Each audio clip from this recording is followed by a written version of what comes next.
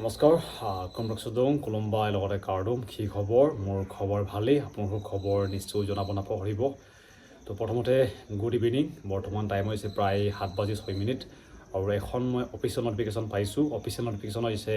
অসম পুলিচৰ কাৰণে আহি গৈছে এক্সামৰ কাৰণে এডমিট কাৰ্ড এইটো কিহৰ হয় আপোনালোকক জনাই দিম কেনেকৈ ডাউনলোড কৰিব ক'ত পৰীক্ষা হ'ব আৰু কেতিয়া আপোনালোকে এডমিট কাৰ্ড পাই যাবকে অসম পুলিচৰ আৰু এইটো কোনটো ভেকেঞ্চি কাৰণে আহিছে এই ভিডিওতে জনাব চেষ্টা কৰিম বলক আজি ভিডিও বিনা দেৰি নোহোৱাকৈ আৰম্ভ কৰোঁ বৰ্তমান আপোনালোকে এখন দেখিছে অফিচিয়েল নটিফিকেশ্যন এইটো আহিছে SLPR ফালৰ পৰা আহিছে মানে state level police recruitment board যোনটো অসম পুলিচৰ অফিচিয়েল ছাইট হয় তাতে আহিছে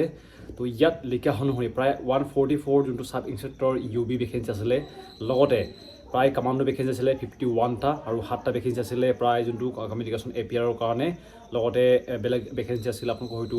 হ'বগে পায় এই ভেকেঞ্চিটো SI ভেকেঞ্চিৰ কাৰণে এক্সামৰ কাৰণে তেওঁলোকৰ কাৰণে এডমিট কাৰ্ড আহি গৈছে এডমিট কাৰ্ড আপোনালোকে পাই যাবগে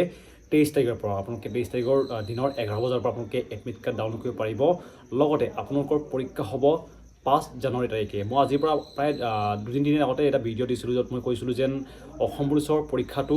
জানুৱাৰী মাহৰ প্ৰথম সপ্তাহত হ'ব বুলি কৈছিলোঁ এইটো হৈছে যোনটো মই কৈছিলোঁ এনেকৈ হ'ল মই তাৰিখটো দিয়া নাছিলোঁ মই কিন্তু কৈছিলোঁ যেন নহয় ডিচেম্বৰ মাহৰ শেষৰ সপ্তাহত নহ'লেও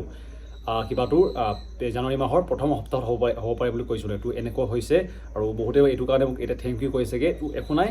হৈ যায় তাৰপিছতে আপোনালোকৰ এইটো এপ্লিকেশ্যন আপোনালোকৰ কেনেকৈ ডাউনলোড কৰিব মানে আপোনালোকৰ এডমিট কাৰ্ডটো কেনেকৈ ডাউনলোড কৰিব আপোনালোকৰ এপ্লিকেশ্যন যোনটো নাম্বাৰ লগতে আপোনালোকৰ ডেট অফ বাৰ্থ এইটো আপোনালোকে দিলে আপোনালোকৰ এডমিট কাৰ্ডসমূহ পাই যাবগৈ লগতে ইয়াতে মোক হয়তো বহুতে সুধিব যে আছাম পুলিচৰ ABUB কেতিয়া আহিব তো মই যিমান দূৰ গম পাইছোঁ যেন অসম পুলিচৰ ABUBৰো কাট অফ লিষ্টটো এইকেইদিনতে মাৰিব পাৰিব কৈছে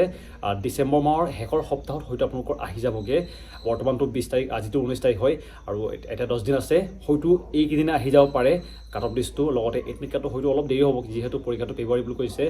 এইটো কাৰণে হয়তো কাট অফ লিষ্টটো আহি যাব যিহেতু কনষ্টেবল সকলৰ কাৰণে যোনটো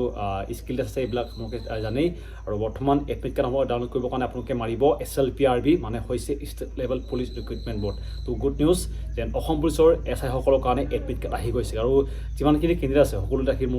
মোৰ ফালৰ পৰা থাকিল অল দ্য বেষ্ট